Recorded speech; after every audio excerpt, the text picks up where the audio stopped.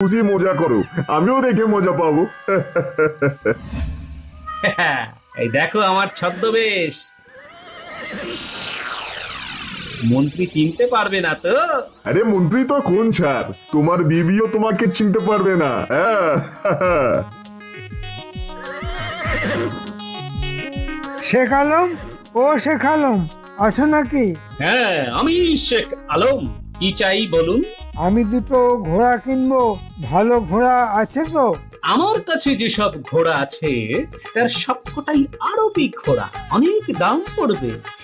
এই ধরুন, এক একটা ঘোড়া 5,000 সোনার মোহর।